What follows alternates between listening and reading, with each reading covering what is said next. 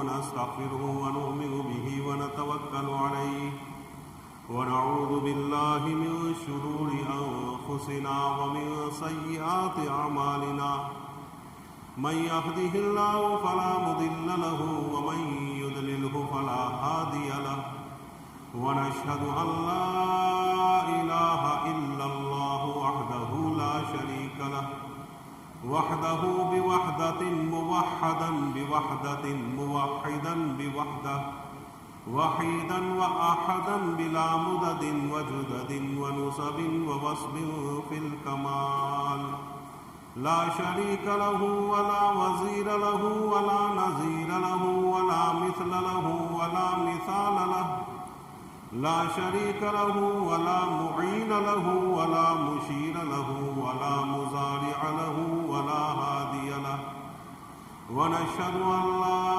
إله إلا الله وحده لا شريك له من يشرك في ذاته وصفاته وعاداته وآياته أو يتوكل على غيره من نبي وولي ونقي وتقي وحسيب وجميل وصغير وكبير فعليه الخسران والوبال ثم نشهد أن سيدنا ونبينا ومولانا محمدا عبده ورسوله إمام المشرقين وإمام المغربين رسولا مكيا مدنيا هاشميا قريشيا كروبيا روحانيا ريحانيا نبيا تقيا نقيا وليا دريا شمسيا قمريا بدريا بشيرا نذيرا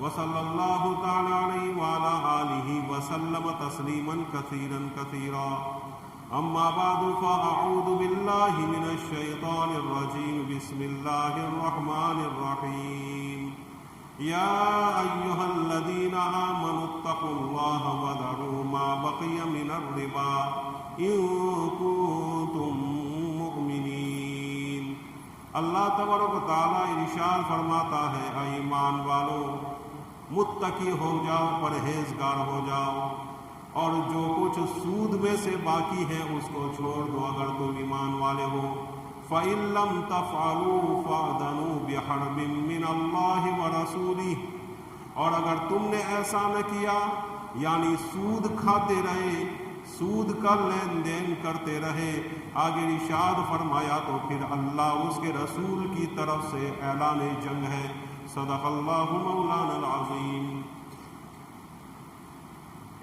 کیا گئے دنیا سے صاحب مال گئے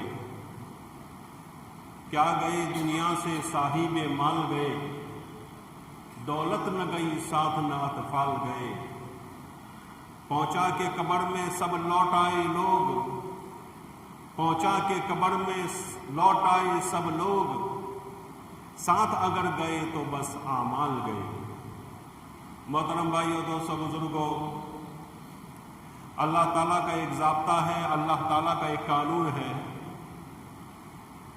کہ انسان کے جیسے اعمال ہوتے ہیں ویسے اس کے حالات ہوتے ہیں انسان کا دار و مدار اس کے اعمال پر ہوتے ہیں اعمال جیسے ہوں گے انسان کے حالات ایسے ہوں گے اعمال انسان کے اچھے ہیں تو اس کے حالات بھی اچھے ہوں گے اعمال اگر انسان کے برے ہیں خراب ہے تو اس کے حالات بھی برے ہوں گے یہ اللہ تعالیٰ کا اٹل فیصلہ ہے یہ اللہ تعالیٰ کا پرفیکٹ فیصلہ ہے کہ انسان کے اعمال کا دار و مدار اس کے انسان کے حالات کا دار و مدار اس کے اعمال پر ہوتے ہیں اسی لیے اللہ کے نبی صلی اللہ علیہ وسلم نے ارشاد فرمایا اعمالکم امالکم جیسے تمہارے اعمال ویسے تمہارے حاکم ہوں گے فیصلہ کرنے والے تمہارے ایسے ہوں گے دنیا کے جتنے بھی ادھیکاری ہیں وہ ایسے ہوں گے جیسے تمہارے اعمال ہوں گے اسی لیے اللہ کے نبی صلی اللہ علیہ وسلم نے ارشاد فرمایا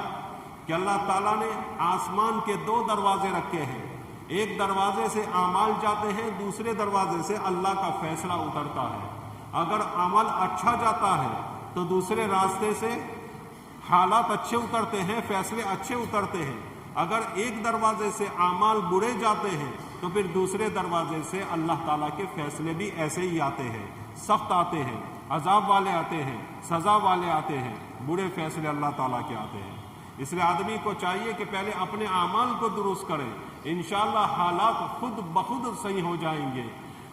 آج انسان کا مزاج یہ بن گیا ہے کہ پہلے میرے حالات درست ہو جائے، پہلے میری زندگی درست ہو جائے، پہلے میری زندگی سیٹ ہو جائے، پھر میں اچھے اعمال کروں گا، پھر میں نماز پڑھ لوں گا، پھر میں زکوٰۃ دوں گا، پھر میں فلاں چیز کروں گا۔ یہ ساری چیزیں انسان کا گمان ہوتی ہے، انسان کا یہ مزاج بنا ہوتا ہے، یہ قدرت کے طریقے کے خلاف ہے، یہ خدائی ترتیب کے خلاف ہے۔ اعمال پہلے ہوں گے، حالات بعد میں ہوں گے۔ گھوڑا آگے ہوتا ہے، ٹانگا پیچھے ہوتا ہے۔ اسی طرح اعمال آگے ہوں گے، اگر اعمال اچھے ہیں تو پیچھے نعمتیں ہوگی، اعمال اگر آگے برے ہیں تو پھر اللہ تعالیٰ کی طرف سے پکڑ ہوگی۔ ہمارے آقا سرکار دو عالم صلی اللہ علیہ وسلم جب مدینہ منورہ پہنچے ہیں، اللہ کے نبی صلی اللہ علیہ وسلم نے پہلا خطبہ دیا، اس میں سے آپ صلی اللہ علیہ وسلم نے ایک بات کہی جس کا مفہوم میں آپ کے سامنے رکھتا ہوں۔ اللہ کے نبی صلی اللہ علیہ وسلم نے فرمایا، اے لوگو، اللہ تعالیٰ فرماتا ہے کہ اے لوگو، تم میری عبادت کے لیے، تم میرے حکموں کے لیے، تم میرے تمام کے تمام احکام کو ماننے کے لیے اور پورا کرنے کے لیے یکسو ہو جاؤ، الگ ہو جاؤ، میں تمہاری دنیا بھی آباد کر دوں گا، تمہاری آخرت بھی آباد کر دوں گا۔ اور یاد رکھو، تم میری عبادت کے لیے یکسو نہ ہوئے، میری عبادت کے لیے، میرے حکم کو ماننے کے لیے الگ تھلگ نہ ہوئے تو پھر میں تمہیں ایسے جھمیلوں میں مبتلا کر کے رکھ دوں گا کہ اس سے تم نکل نہ سکو گے۔ یہ اللہ تعالیٰ کا حکم ہے۔ اس لیے ہمیں چاہیے کہ ہمارے اعمال کو درست کریں، ہمارے اعمال درست ہوتے جائیں گے، ہمارے حالات بھی درست ہوتے جائیں گے۔ بہرحال انسان دو چیزوں سے بنا ہے، ایک جسم، ایک روح۔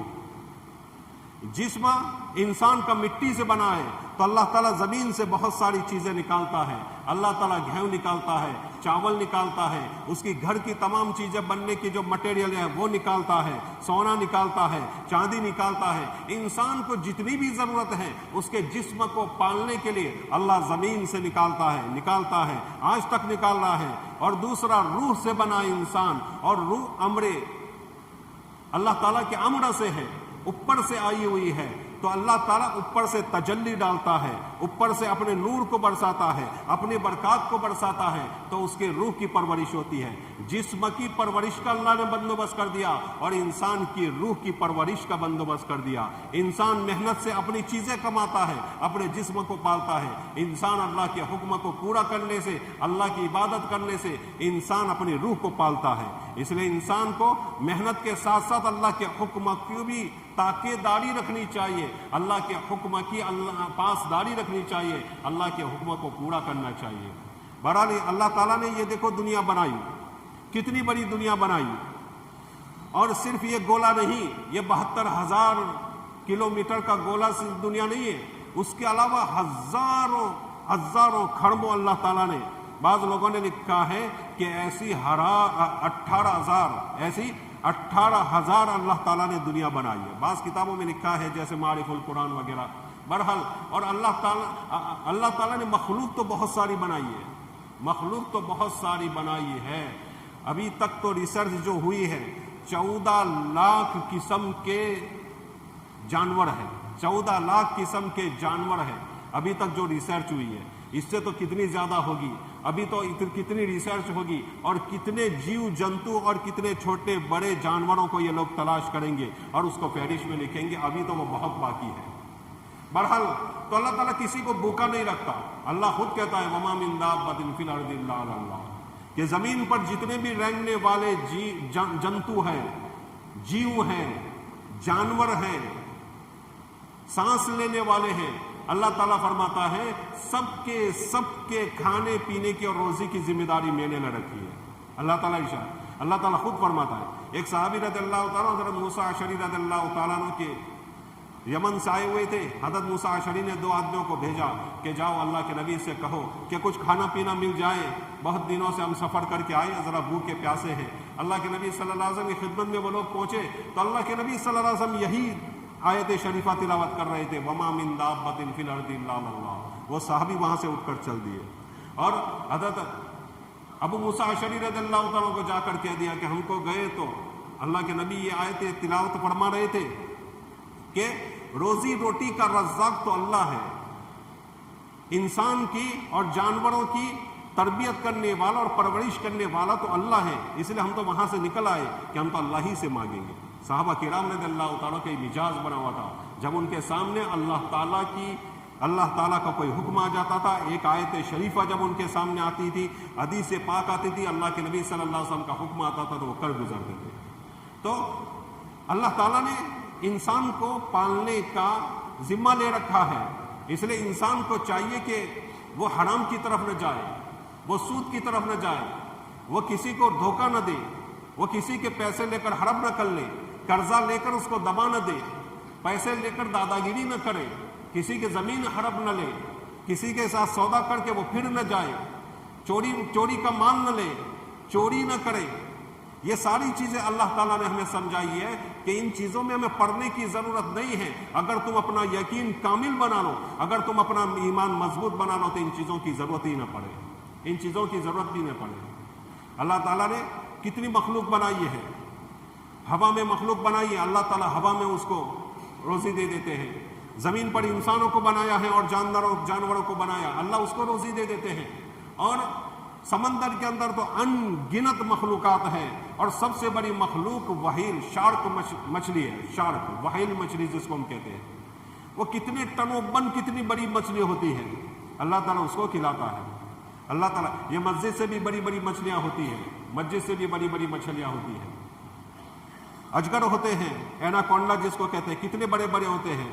सबसे बड़ा एनाकोंडा आज से 6 साल 7 पहले मारा गया था, उसको पकड़ा गया, 33 फुट का लंबा था, 33 फुट लंबा। इतने बड़े बड़े जानवर हैं, लेकिन अल्लाह खिला रहे हैं। और वहील मछलियों को क्या खिला रहा है अल्लाह ताला, क्या खिला रहा है? वहील मछलियाँ कोई बड़ी बड़ी मछलियाँ नहीं खाती, छोटी बड़ी मछलियाँ नहीं खाती, बल्कि पानी के अंदर छोटे छोटे जरासीम होते हैं, वो पानी को अपने अंदर टनों बन लेती है। और वो जो छोटे छोटे जंतु होते हैं, छोटे छोटे जंतु, वो अपने अंदर रोक लेती है और पानी को बाहर निकाल देती है, इससे उसका पेट भर जाता है। ये अल्लाह की कुदरत है, अल्लाह सबको खिला रहा है, सबको पिला रहा है। एक आदमी का बच्चा था, कोएटा में रहने वाला, पड़ोस के मुल्क। उसका बच्चा एक मरतबा चने उछाल उछाल कर खा रहा था, ऊपर चना डालता था, वो मुंह से कैच करता था। अब वो उछाल उछाल कर मुंह से कैच कर रहा था और खा रहा था। अचानक एक चने का दाना उसके नाक में चला गया और इतना मोटा चना था, दाना था कि उसके नाक में फंस गया।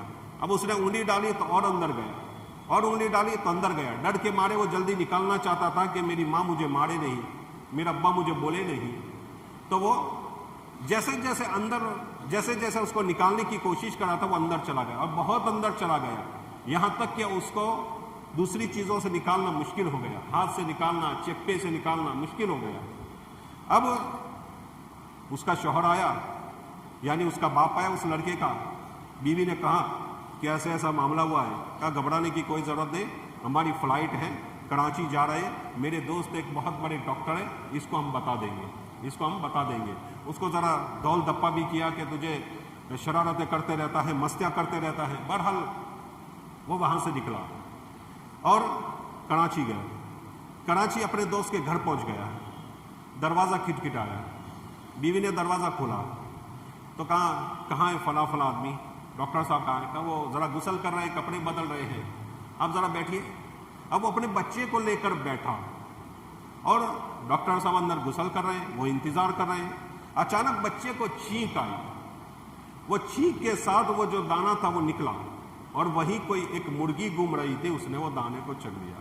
ज़रा सोचे, अल्लाह ताला ने उस दाने पर उस मुर्गी का नाम लिखा था और वो दाना कहाँ तक? कोएटा के अंदर था, वहाँ से कई 500 किलोमीटर दूरी पर। अल्लाह ताला को इस मुर्गी को खिलाना था, अल्लाह ने सबब बना दिया। کہ اس کا بھی کام ہو گیا اس کا بھی کام ہو گیا. تو اللہ تعالیٰ نے وما من دابۃ فی الارض الا علی اللہ، زمین پر جتنے بھی رینگنے والے جانور ہیں اللہ تعالیٰ نے اس کی پرورش کی، اللہ تعالیٰ نے اس کی روزی روٹی کی، اللہ تعالیٰ نے ذمہ داری لے رکھی ہے. اب انسان کا اس پر یقین نہیں، مسلمانوں کا اس پر ایمان نہیں، اس کا ایمان مضبوط نہیں، اس کا ایمان کچا ہے، جس کی وجہ سے آج کل آدمی برائیوں میں پڑ جاتا ہے، حرام کاری میں پڑ جاتا ہے، کسی کی زمین ہڑپ کر لیتا ہے، کسی میں سودا میں دھوکہ کرتا ہے، کسی کے قرضہ لے کر واپس نہیں کرتا ہے. یہ ساری چیزیں ہو رہی ہے کیونکہ ایمان نہیں، ایمان پکا نہیں. تو انسان کو، مسلمان کو ایمان بنانا چاہیے. اور ایمان کیسے بنے گا؟ اسی مجلسوں سے.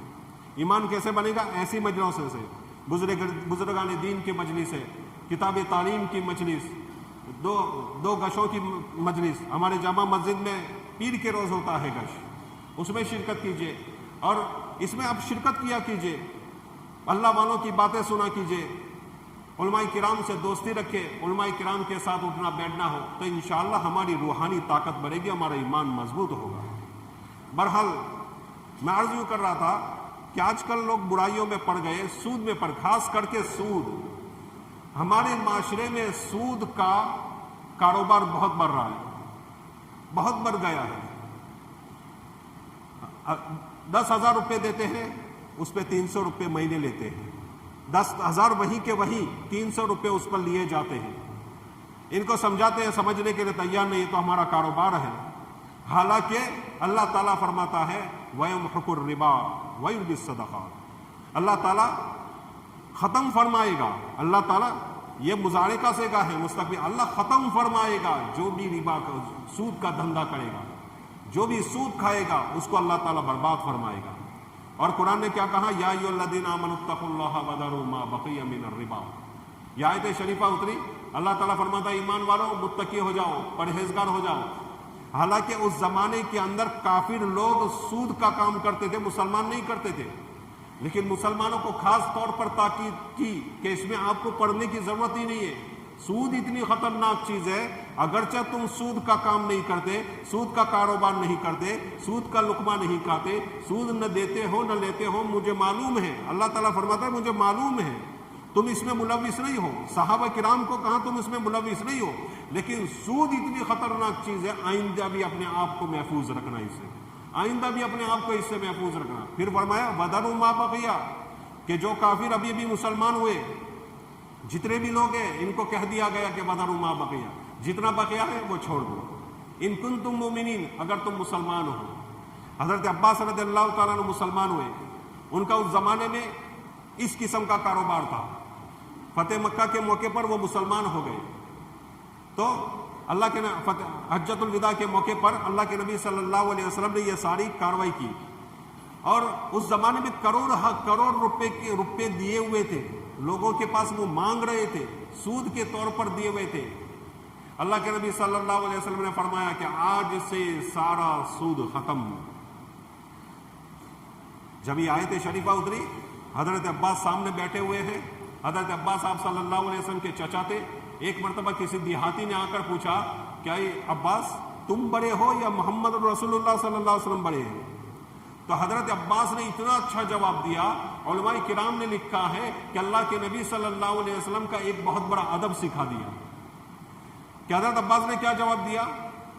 بڑے تو وہ ہیں، بڑے تو محمد رسول اللہ صلی اللہ علیہ وسلم، لیکن پیدا پہلے میں ہوا.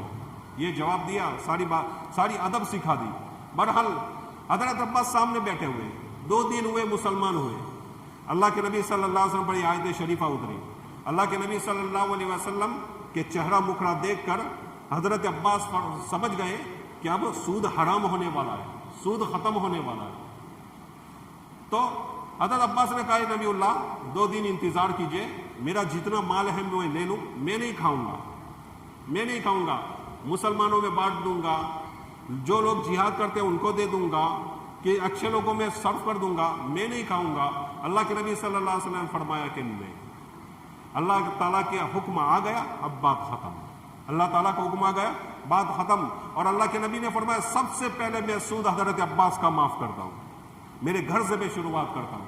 اللہ کے نبی صلی اللہ علیہ وسلم نے سود کو ختم کر دیا اس دن. تو آگے کیا فرمایا؟ فَإِن لَمْ تَفْعَلُوا، اگر تم ایسا نہیں کرو گے، یعنی سود کا کاروبار نہیں چھوڑو گے، سود کھانا نہیں چھوڑو گے، تو اللہ کے نبی صلی اللہ علیہ وسلم پر وحی آئی کہ کہہ دو فَأْذَنُوا بِحَرْبٍ مِّنَ اللَّهِ وَرَسُولِهِ، کہ اللہ اور اس رسول صلی اللہ علیہ وسلم کی جانب سے تمہیں اعلان جنگ ہے۔ اب اللہ تعالیٰ لڑنے کے اوپر آ جائے تو کسی کا کاروبار چل سکتا ہے؟ اللہ تعالیٰ جنگ کرنے پر آ جائے، نبی جنگ کرنے پر آ جائے تو کیا اس آدمی کے کاروبار میں برکت ہو سکتی ہے؟ کیا وہ کبھی پھول پھل سکتا ہے؟ کیا وہ آدمی ترقی کر سکتا ہے؟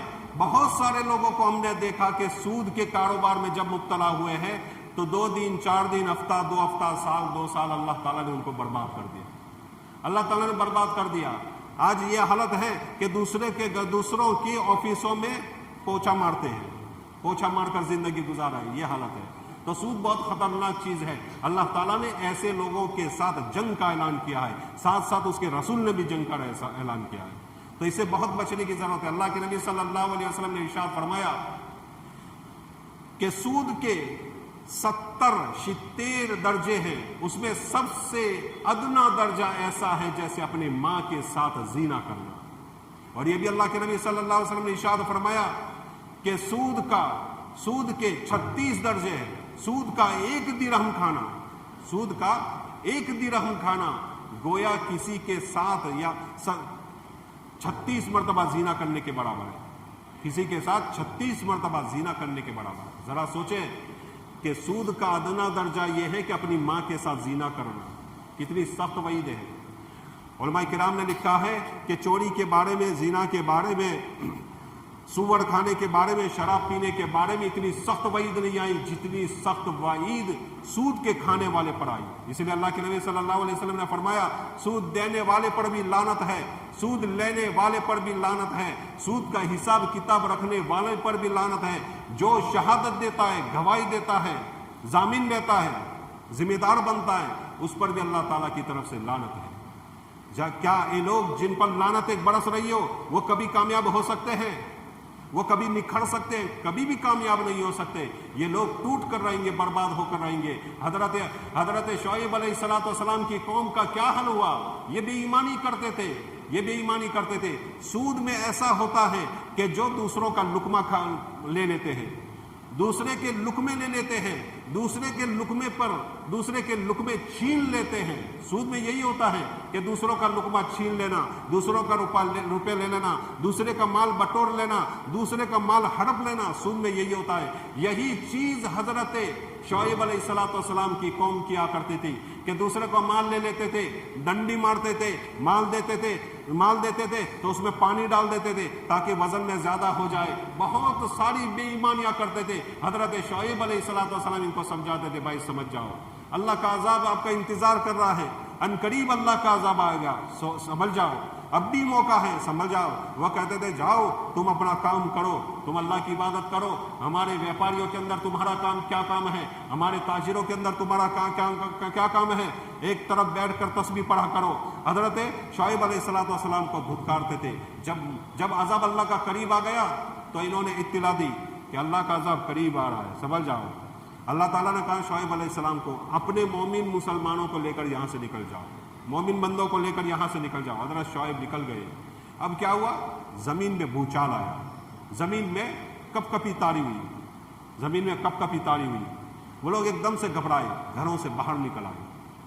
گھروں سے باہر نکلے تو دیکھا کہ بادل آ رہا ہے، بادل آ رہا ہے، اور ٹھنڈی ٹھنڈی ہوائیں آ رہی ہیں، ٹھنڈی ٹھنڈی ہوائیں آ رہی ہیں۔ وہ لوگ سمجھے کہ یہ جو بادل آ رہا ہے اس میں سے بارش برسے گی، بہت خوش ہو گئے، بہت خوش ہو گئے، بارش برسے گی، کھیتیاں ہوگی، غلہ نکلیں گے، ہم بہت کچھ کمائیں گے، ہم یہ کریں گے وہ کریں گے، سب کچھ وہ سوچ رہے تھے۔ بادل سر پر آیا اور اس میں سے انگارے برسنے لگے، پتھر برسنے لگے، اور پھر ایک فرشتے کی چیخ آئی۔ تین عذاب ایک ساتھ اللہ تعالیٰ نے اس قوم کو دیے، جس قوم نے لوگوں کے لقمے چھینے تھے، جس قوم نے لوگوں کے کھانے چھینے تھے، جس قوم نے لوگوں کو برباد کیا تھا، قوم نے جس کے لوگوں کے گھروں کو برباد کیا تھا۔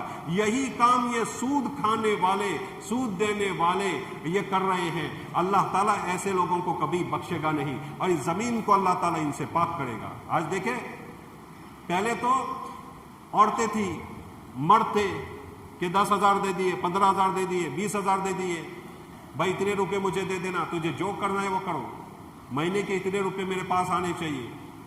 वो लोग बर्बाद हो रहे हैं।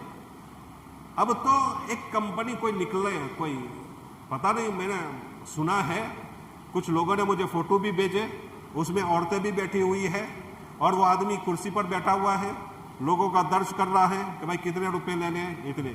600 औरतें इसमें मुब्तला है हमारी बिरादरी की। कितनी औरतें? 600 औरतें मुब्तला हैं। बाहर से कोई गैर मुस्लिम आते हैं। हम 2011 में 4 महीना गए थे कर्नाटक। हरिहर में जब हम गश्त करने के लिए निकले, सुबह मुलाकातों में निकले, तो हमने देखा कि औरतों की एक लंबी लाइन बैठी हुई है, बहुत लंबी लाइन। एक कुर्सी आगे है, कोई है नहीं, अभी कोई आया नहीं है। मैंने इनसे पूछा ये क्या है? सुबह सुबह से ये औरतें बैठी हुई है। सैकड़ों औरतें थी, लंबी लाइन थी, मुसलमान औरतें सब। तो कहा कि वो कुर्सी है ना, उस कुर्सी पर एक पंडित आकर बैठेगा। यहाँ एक बहुत बड़ा मंदिर है, उस मंदिर में जो दान आता है वो दान के रुपये वो लेकर आते हैं और मुसलमानों को देते हैं, और वो सूद पर देते हैं, कर्जे सूद पर देते हैं, और हर महीने इतने रुपये उनसे वसूल करते हैं। वो 10 बजे आएगा, 7 बजे से लोग, देखो ये कितनी बड़ी लंबी लाइन हो गई, और अभी 10 बजे तक तो बहुत दूर तक निकल जाएगी, बहुत दूर तक निकल जाएगी। और पता नहीं इनको ये औरतों को ही क्यों देते हैं, ये भी तो सवाल है। औरतों ही क्यों देते हैं? हमारे गोधरा में भी औरतों को ही देते हैं, और इसी वजह से 2-3 तलाकें भी हुई है। 2-3 तलाकें भी हुई है इसी वजह से कि भाई मैनेजर का फोन आया या फिर किसी क्लर्क का फोन आया, वो बार बार फोन कर रहा है, औरत को फोन कर, जब नंबर औरत को दिया है तो औरत अपना नंबर देगी, और वो कहते हैं मेरा ही तुम्हारा ही नंबर दो ताकि हम कांटेक्ट कर सकें, हम दूसरों का नंबर क्यों लें। वो औरत उसका नंबर देती है, फिर उस पर बार बार फोन आता है। अब जब शौहर देखेगा, कभी ये छुप कर ले आती है। कितनी औरतें ऐसी है, मुझे ऐसा लगता है कि 600 औरतें जो मुलव्वस है, उसमें से 400 औरतें से ऐसी होगी जिनके शौहरों को पता भी नहीं होगा, जिनको शौहरों का पता भी नहीं होगा। अब शौहर घर पे आए, किसी की रिंग बजी, 1-2 मरतबा आए, 3 मरतबा आए, किससे बात कर रही हो, बात आगे बढ़ जाती है, फिर तलाकें हो जाते हैं। 2-3 तलाकें इसमें हो भी गई, हमारी आंखों के सामने आज भी मौजूद है। तो बहरहाल ऐसी चीज़ों से हम दूर रहें, हमारी इन औरतों पर ध्यान रखें। ये जो कंपनी वाले हों या जो भी हो, ये लोग आ रहे हैं, इनको समझा बुझा कर रवाना करें कि भाई हमारे माशरे में ये चीज़ों को ख़त्म करो। ये औरतों ने जो कर्जा ले लिया है, किस बुनियाद पर लिया है, क्यों लिया है, उसके लिए कुछ पैसे भी जमा किए जाएं और उन लोगों को फारिग कर दिया जाए, उन लोगों को रुपया देकर फारिग कर, ऐसे ही कोई कमेटी बननी चाहिए। वरना ये फिर बढ़ेगा तो उधर से निकला है तो फिर पूरे गोधरा को, इस पूरे हमारे शहर को ये मुलविस कर देगा। और सूद का जो नुकसानात हैं वो तो भुगतते हैं, वो हमको भी भुगतने पड़ेंगे, आज नहीं तो कल हमें भुगतने पड़ेंगे।